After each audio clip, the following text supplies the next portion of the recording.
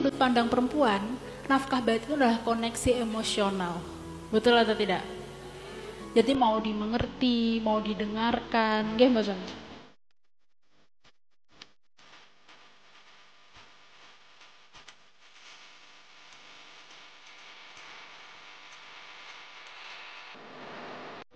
Jadi cita-cita pernikahan di dalam Al-Quran itu adalah sakinah, mawaddah, warahmah. Sakinah di dalam tafsir Qurtubi niku dimaknai sebagai aman wa tumaninah. Maksudnya bagaimana? Sakinah itu ketenangan yang mana di dalam pernikahan ini keduanya mampu merasa aman dan merasa tenang. Caranya bagaimana? Caranya dengan memahami kebutuhan dari masing-masing pasangan. Seperti kebutuhan laki-laki itu apa sih? Kebutuhan perempuan itu apa sih? Dan ternyata setelah dipelajari kebutuhan laki-laki tadi dijelaskan adalah nafkah batin. Menurut sudut pandang beliau, seorang laki-laki nafkah batin itu ya koneksi seksual, betul atau tidak? Tapi dari sudut pandang perempuan, nafkah batin itu adalah koneksi emosional, betul atau tidak? Jadi mau dimengerti, mau didengarkan, nggih mboten? Jadi kula niku sering matur ke suami saya, Mas, kula niku mau buang sampah. Jadi jenengan dengerin aja, saya tidak menyalahkan jenengan, saya mau buang sampah aja.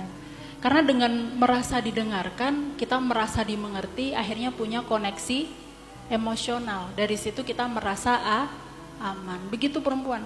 Tapi kalau laki-laki tidak, laki-laki itu butuh yang namanya koneksi seksual. Makanya kenapa kalau kapan laki-laki mau, perempuan ini harus berusaha untuk melayani sebaik mungkin. Karena berbeda kebutuhan, berbeda respon.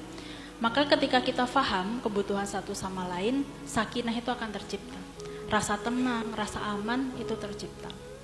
Maka harus paham kebutuhannya apa. Harus mau terbuka dengan kebutuhan masing-masing. Dengan sakinah itu nanti kita bisa datang yang namanya mawaddah warahmah. Jadi kasih sayang, rasa cinta itu juga bisa diupayakan dengan berusaha membahagiakan satu sama lainnya. Caranya tadi dengan memahami kebutuhan dari suami kita apa, kebutuhan dari perempuan itu apa, kita pahami. Kemudian selanjutnya adalah prinsip saling melengkapi dan melindungi. Maqasid yang ketiga, prinsip saling melengkapi dan melindungi. Hunna libasul lakum wa antum libasul lahum. Kita ini adalah pakaian untuk satu sama lain. Makanya pakaian untuk satu sama lain ini sebisa mungkin aibnya itu jangan sampai keluar. Respon tadi, ketika kita kebutuhan emosionalnya tidak terpenuhi, akhirnya ceritanya kepada orang lain, ceritanya ke tetangga. Karena apa? Karena komunikasi di dalam pernikahan kurang berjalan. Makanya penting membangun komunikasi yang sehat, memahami bahwa perempuan itu kalau misalkan punya masalah, yang pertama yang dilakukan apa? Curhat, merilis emosi, cerita. Entah solusinya ketemu atau enggak, pokoknya cerita dulu. Nggih mboten?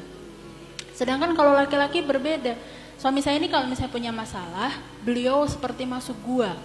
Tidak mau membicarakan masalahnya dulu sampai ketemu solusinya. Betul atau tidak? Leres mboten? Nggih.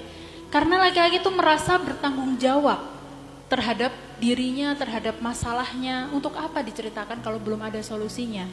Betul. Niku bapak-bapak. Tapi kalau ibu-ibu cerita saja dulu, yang penting hatinya plong, solusi dipikir nanti. Betul atau tidak? Nah ini kalau misalnya nggak paham, akhirnya kita gontok-gontokan.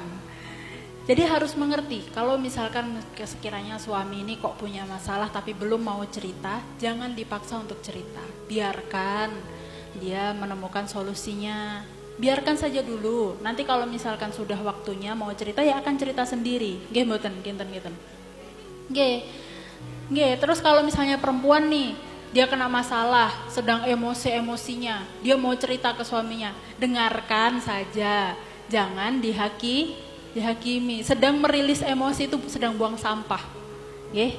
Jadi memang butuh pemahaman sampai sedalam itu supaya mampu terjalin komunikasi yang sehat. Karena saling mengerti kebutuhan masing-masing. Tapi kalau biasanya bilang dulu ke suami saya, Mas saya mau buang sampah. Mas saya tidak nyalahin jenengan kok, saya cuma mau curhat gitu, saya lagi kesel begini. Kulo bilang begitu, kulo nggak nyalahin jenengan, kulo cuma mau curhat, kulo lagi buang sampah begitu. Nanti kalau misalnya saya minta solusi, kulo tanya jenengan, tapi ini saya sedang mau merilis emosi. Kulo selalu bilang seperti itu. Bisa difahami nggih?